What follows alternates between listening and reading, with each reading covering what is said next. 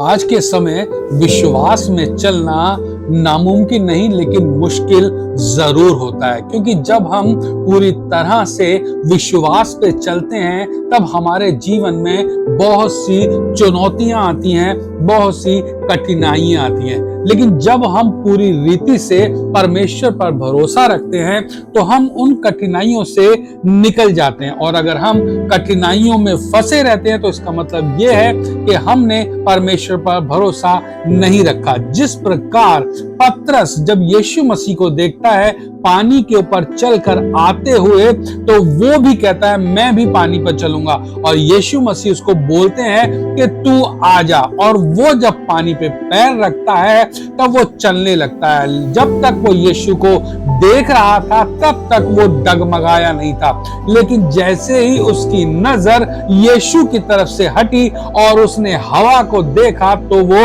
डर गया, घबरा गया, और घबराहट के अंदर ही उसका पैर पानी के नीचे जाने लगा और वो चिल्ला पड़ा कि प्रभु मैं डूबा जाता हूं, मुझे बता।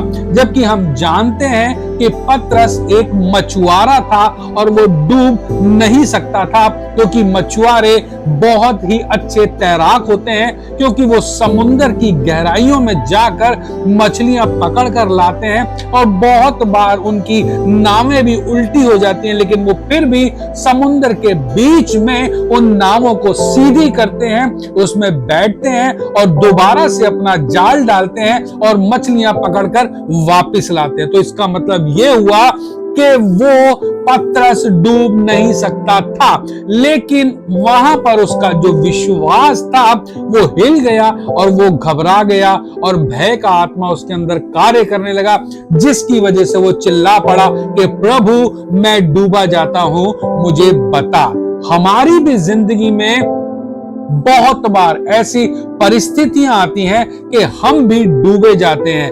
वो परिस्थितियां अगर हमें भारी लगती हैं और वो हमें बोझ लगती हैं और अगर हम परमेश्वर की ओर नहीं देखते तो हम डूब जाते हैं। लेकिन वो परिस्थितियां अगर हम परमेश्वर की ओर देखते हैं तो उन परिस्थितियों से हमें छुटकारा मिल जाता है और हम उन परिस्थितियों से पूरी रीति से छूट जाते हैं। तो बहुत जरूरी है कि अगर हम विश्वास में हैं तो हम अपने विश्वास को मजबूत करें, और विश्वास को मजबूत हम सिर्फ और सिर्फ प्रार्थना के द्वारा ही कर सकते हैं। तो आज हम ये सीख चुके हैं कि हम विश्वास में किस तरह स्थिर रहें और हम विश्वास में बने रहने के लिए प्रार्थना में बने रहें। इन जीसस नेम आमीन।